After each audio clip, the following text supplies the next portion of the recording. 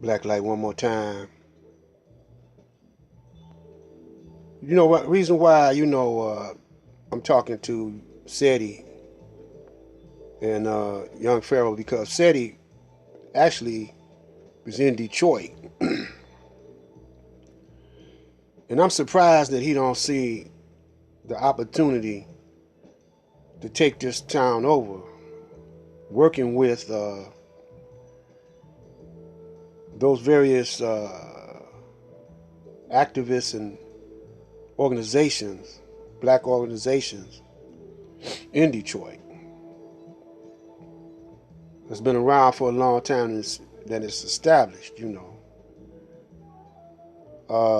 See, we still can maintain our individuality, but when it's time to come together and everybody bring a loaf of bread or some water or some fruit or something to the table, compile our resources so we all could get fed here in Detroit. Today when I turned on the news, I think it was today, this morning, they were talking about what's in the water, what's in the tap water. And they said it's some kind of chemicals that was reported in the water. And the solution that they had for it was drink less tap water here in Detroit. All of a sudden, you got Flint that's affected, thousands of people affected by the water. And so it's in Detroit. And they're not going to tell you right away because whatever's in the water. Remember that movie, Three the Hard Way? Three the Hard Way with Jim Brown and Fred Williamson, Jim Kelly. It's coming true, man. They putting it in the water. See? And, it seems like now it's time, you right in the city where it's a port city. It's an extremely important city, man. And there's 80-some% blacks here already. So we dominate the city. We should be running it. So you got the Nation of Islam, you got the Shrine of the Black Madonna, you got the New Garvey, the Panthers, the New Panthers, the Moors. I don't know if we got no Hebrew Israelites here. I ain't seen them.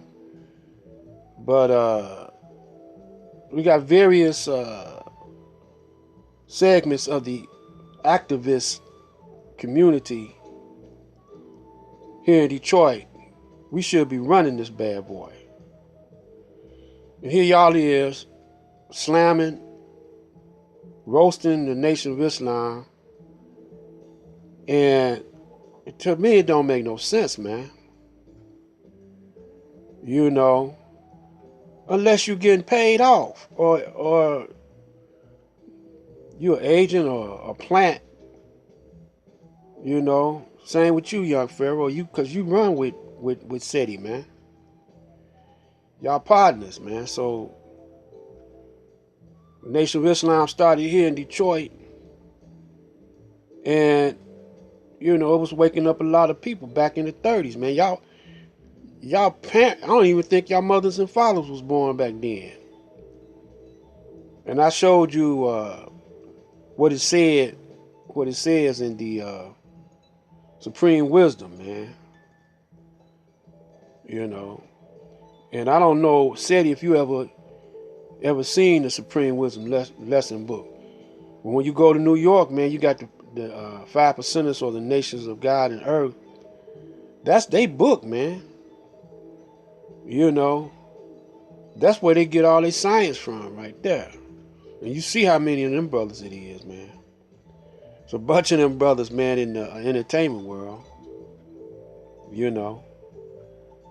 So it's something deep about the teachings of Master Pharaoh Muhammad. And you're trying to detour these young brothers and sisters away from that with all these allegations, man, because that's all it is allegations, you know. So I want to tell your followers that the books that got our history the deepest part of our history and the most relevant part of our history is in the Vatican or in the Library of Congress, man. You know, and y'all brothers, y'all ain't studying off of that. But when Master Pharaoh came, and I know this to be a fact, some of them books in the Library of Congress, he pulled Elijah's coat, you know, to him. And some of them books is worth millions of dollars. You can't take them out. And you can't, I know this to be true. You see what I'm saying? You can't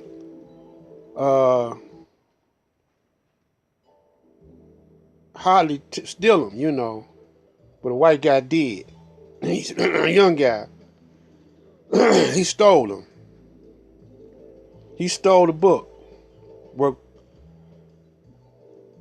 so many millions, you know. Young cat, young white guy. It's black light.